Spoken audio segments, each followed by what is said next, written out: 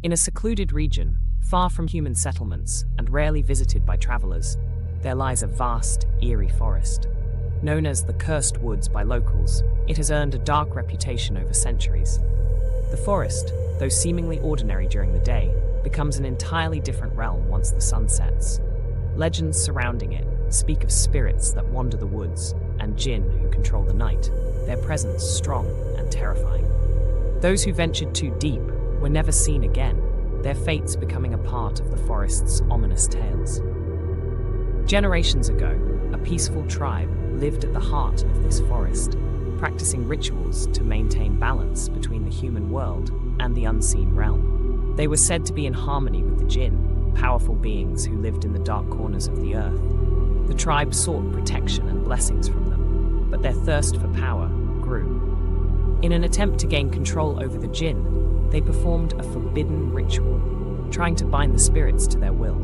It was a grievous mistake. The Jinn, enraged by the tribe's arrogance, unleashed their wrath.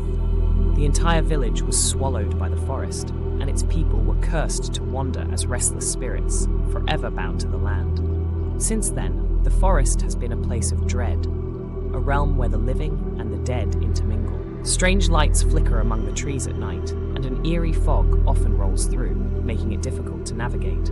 Sounds, whispers, cries, and sometimes laughter echo through the woods without an identifiable source. Many believe the spirits of the cursed tribe and the Jinn remain trapped there, guarding their territory, waiting for anyone foolish enough to enter. Tom, Sarah, Mia, and David were lifelong friends, bound together by their shared love of adventure and thrill-seeking. Over the years, they had explored abandoned buildings, old cemeteries, and haunted houses, always chasing that next adrenaline rush. None of them truly believed in the supernatural, brushing off the strange occurrences they'd encountered as mere coincidences or tricks of the mind. One late autumn evening, the four friends gathered at Tom's house, discussing their next adventure. Sarah had heard about the cursed forest from an old woman in the nearby village. The story had intrigued her, but Tom laughed it off. "It's just a spooky legend to keep people away," he said, dismissing the tale. But the more they talked about it, the more the idea of exploring the forest fascinated them. What if they could prove the legend wrong? What if they could capture something on film and show it to the world?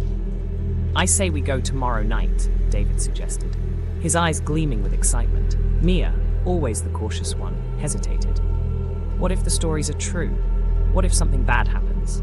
But the others teased her for being scared, and eventually she gave in. After all, it was just a forest. What could possibly go wrong? They packed their gear, flashlights, cameras, and some food, and made plans to leave the next evening, eager to uncover the secrets of the haunted forest. The next night, the four friends arrived at the edge of the forest.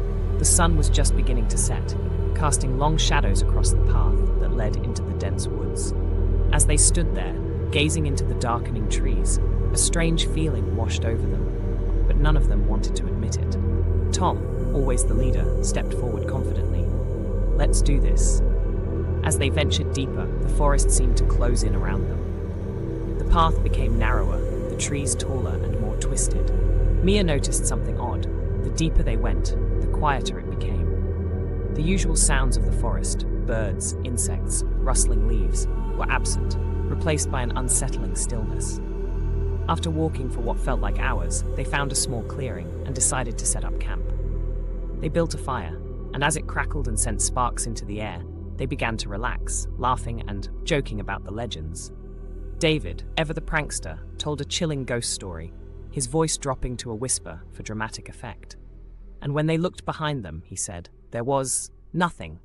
He jumped up, startling everyone into nervous laughter. But as the night grew darker, the mood began to change. It started with the wind.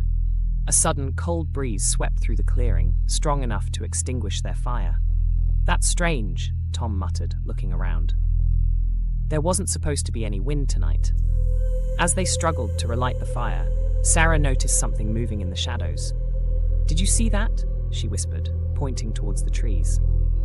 The others turned to look, but there was nothing. Then came the whispers. At first they were faint, barely audible over the crackling of the fire.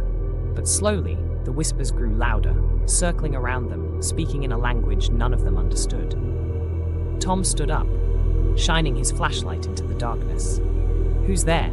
he called out, his voice steady, though his hand shook slightly. There was no answer, only more whispers. Suddenly, Sarah gasped. "Look!" She pointed to a spot just beyond the firelight. There, standing between the trees, was the figure of a man. His clothes were old, tattered, and his face was pale, almost translucent. He stared at them, unmoving, before slowly fading into the darkness. "That's enough," Mia said, her voice trembling. "We need to leave."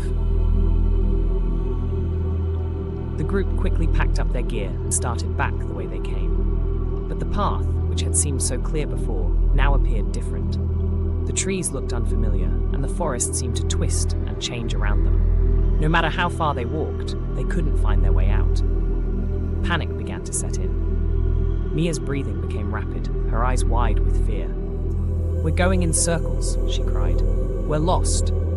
David tried to calm her down, but he couldn't hide the fear in his own voice. "We just need to keep moving. We'll find the way out." As they pressed on, the whispers grew louder, turning into eerie, disembodied voices. The wind picked up again, this time swirling around them, tugging at their clothes and hair. In the distance, they could hear footsteps, soft at first but growing louder as if something was following them. Every time they turned, nothing was there, only shadows dancing between the trees. And then, one by one, they started to disappear. First, David vanished. One moment he was right behind them, and the next he was gone, without a sound. They searched frantically, calling his name, but there was no answer. Then Mia, terrified and crying, disappeared into the shadows, her scream echoing through the trees before being swallowed by the silence. Tom and Sarah were the only ones left. As they ran deeper into the forest, they suddenly found themselves in another clearing. In the center stood an ancient stone altar, covered in strange symbols. Surrounding the altar were figures, tall, dark shadows with glowing eyes. The Jinn. The air around them crackled with energy as the Jinn approached. Their voices, deep and otherworldly, filled the clearing. "You have trespassed into our domain," they said in unison. "The forest is ours, and so are you." Tom and Sarah tried to run, but their feet felt like they were stuck to the ground. The Jinn moved closer, their forms shifting and flickering in the darkness. "You cannot escape," they whispered. "You are part of the forest now." In a final, desperate act, Tom fell to his knees, begging for mercy, but the Jinn only laughed, their voices echoing through the trees as they disappeared into the night, leaving only silence behind. The next morning, a group of villagers ventured to the edge of the forest after hearing about the missing friends. They found no trace of them, only a few scattered belongings near the entrance to the woods. The villagers shook their heads in sorrow. Another group lost to the curse of the forest. To this day, no one dares enter the cursed woods. The legend of the Jinn and the spirits that haunt the forest lives on, growing with each new disappearance, and the whispers of the lost echo through the trees, forever a warning to those who seek to uncover the secrets of the haunted forest.